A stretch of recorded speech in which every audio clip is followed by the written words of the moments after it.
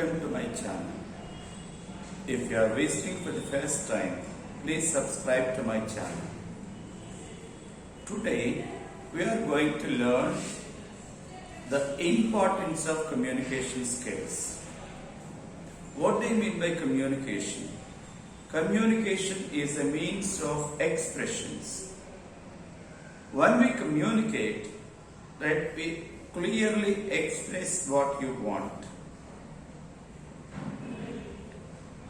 And English, as we consider it, it is called the language of status.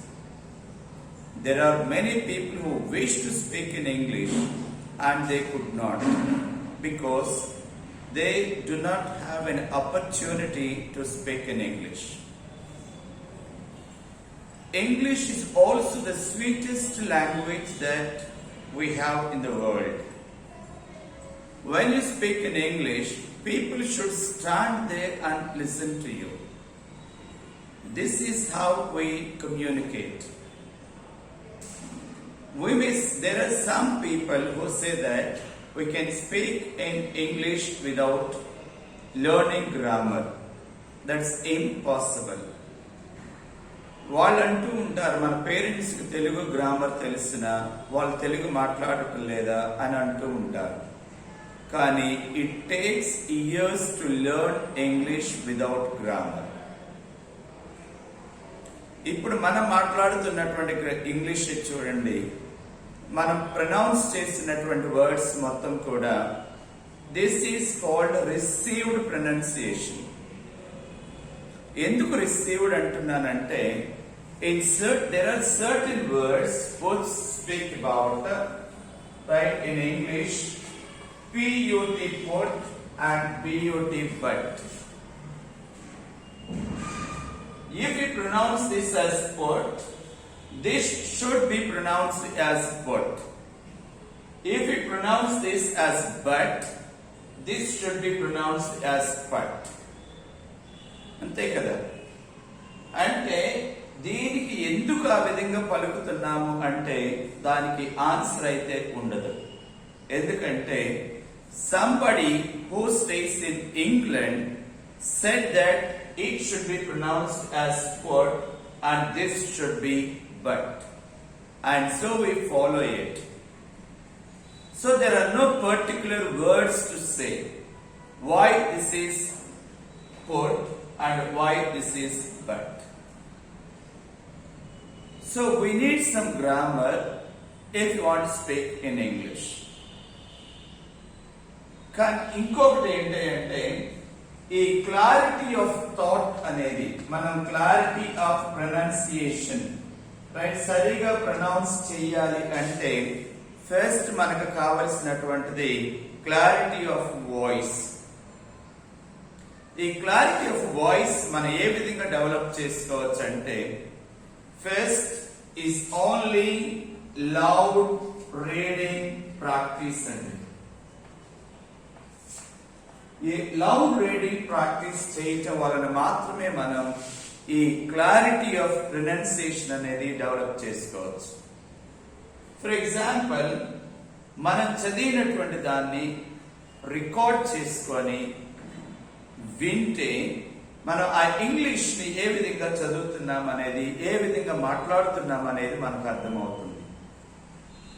కానీ కొన్ని సమయాలలో మనం తెలుగు మాట్లాడినట్టు ఇంగ్లీష్ మాట్లాడుతూ ఉంటాము. ఎందుకంటే ఆ తెలుగు యాక్సెంట్ అనేది ఆ ఇంగ్లీష్ ప్రొనౌన్సియేషన్ మీద స్ట్రెస్ చేస్తాం కాబట్టి తెలుగు మాట్లాడినట్టే ఉంటుంది. అందుకోసమనే మనం చేస్తున్నటువంటి ఫస్ట్ ప్రయోగం ఏంటి అంటే first take a book, read it for 10 to 15 minutes, record your voice, listen to the lesson that you read. మీరు చదివిన దానిని రికార్డ్ చేసుకొని దాన్ని వింటే ఆ ఇంగ్లీష్ ని ఇంగ్లీష్ లాగా చదువుతున్నామా లేకపోతే తెలుగు యాక్సెంట్ తోటి చదువుతున్నామా అనేది మనకు అర్థమవుతుంది. దాన్ని బట్టి మనం ఏ విధంగా ప్రొనౌన్స్ చేయాలి, ఏ విధంగా దాన్ని పలకాలి అన్నటువంటి విషయాన్ని మనకి అర్థమవుతుంది. కనుక లౌడ్ రీడింగ్ ప్రాక్టీస్ అనేది, తర్వాత recording your voice and listening to it అనేది ఆ క్లారిటీగా ప్రొనౌన్స్ చేయటానికి మనకి చాలా ఉపయోగపడుతుంది. అదే విధంగా కొన్ని వర్డ్స్ ఉన్నాయి మనకి ఇంగ్లీష్ లో, కన్ఫ్యూజ్డ్ వర్డ్స్. ఈ కన్ఫ్యూజ్డ్ వర్డ్స్ ఏంటంటే మనం ప్రొనౌన్స్ చేస్తున్నప్పుడు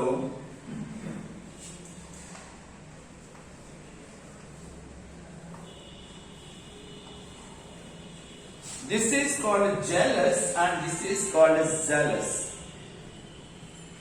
ఇక్కడ jealous అంటేనేమో అసూయ అనేటువంటి అర్థం వస్తుంది. ఈ zealous అంటేనేమో హ్యాపీ టు సీ యూ అనేటువంటి అర్థం. కానీ కొన్నిసార్లు మనం ఆ క్లారిటీ ఆఫ్ ప్రొనౌన్సియేషన్ అనేది లేకుండా ఈ zealous అనేటువంటి సౌండ్ కి బదులుగా jealous అనేటువంటి సౌండ్ వస్తే, right, our friend really misunderstands us and he will never speak to us because, right, we are jealous of that person. కానీ ఇంటెన్షనల్ గా మీరు I'm jealous to see you అంటాం. అక్కడ ఏంటి అంటే నిన్ను కలవటం నాకు చాలా హ్యాపీగా ఉంది అని చెప్పడం.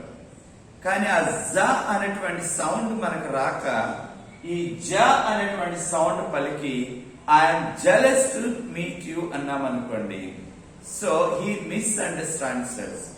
కాబట్టి మనం ప్రొనౌన్స్ చేసినటువంటి ఏ సెంటెన్స్ చూసినప్పటికీ కూడా, రైట్, మనం ఎప్పుడు కూడా, రైట్, ఈ లౌడ్ రీడింగ్ ప్రాక్టీస్ చేస్తే క్లారిటీ ఆఫ్ ప్రొనౌన్సియేషన్ అనేది మనకు అర్థమవుతుంది. చాలా క్లియర్ గా మాట్లాడిన వాళ్ళం అవుతాము, తర్వాత అవతల వాళ్ళకి అది నేర్పించినటువంటి వాళ్ళం అవుతాము. కాబట్టి కమ్యూనికేషన్ అనేది మిస్అండర్స్టాండింగ్ లేకుండా, right, if we communicate, right, the person who is listening to us, right, should understand what you are trying to say. So there should not be any scope for misunderstanding. కానీ ఒక్కసారి ఆ misunderstanding ఏర్పడిందంటే we cannot bridge that gap. అందుకోసమనే మనం communicate చేసే ముందు మనం చేయవలసినదల్లా మన ప్రొనౌన్సియేషన్ చాలా క్లియర్ గా ఉండాలి. అదే విధంగా ఇంగ్లీష్ లో కమ్యూనికేట్ చేయాలి అంటే we also need some verbs.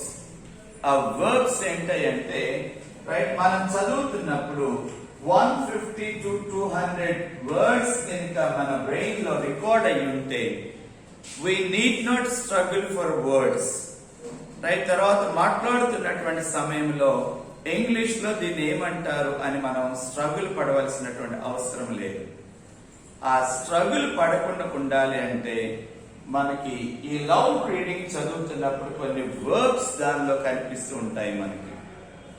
Play, played, played, go, went, gone, eat, ate, eaten, teach, taught, taught, think, thought, thought, bring, brought, brought. ఇటువంటి వర్డ్స్, కొన్ని వర్బ్స్ కనుక మనం ఆ బ్రెయిన్ లో స్టోర్ చేసుకోగలిగితే ఆ మాట్లాడుతున్న సమయంలో ఆటోమేటిక్ గా వర్డ్స్ అనేవి అట్లా ఫ్లో అవుతూ ఉంటాయి. లేకపోతే you will have to struggle for words and ఆ వర్డ్స్ ప్రొనౌన్స్ చేసేంత వరకు కూడా other person may not wait for us. కనుక మనం కమ్యూనికేట్ చేయాలి అంటే we need these things, right? First we need some basic grammar. Pronunciation should be very clear and we need not struggle for words while we speak. అందుకోసం ఇవి గనుక మనం practice చేసుకోగలిగితే ఈ కమ్యూనికేషన్ అనేది చాలా ఈజీగా ఉంటుంది, తర్వాత ఫ్లూయెంట్ గా మాట్లాడటానికి ఉపయోగపడుతుంది. At the same time it will be the sweetest language in the world. ఆ స్వీటెస్ట్ లాంగ్వేజ్ కోసం మనం ట్రై చేద్దాం, నేర్చుకుందాము, అందరితో ఇంగ్లీష్ లోనే కమ్యూనికేట్ చేద్దాం. Thank you for watching. See you in the next video.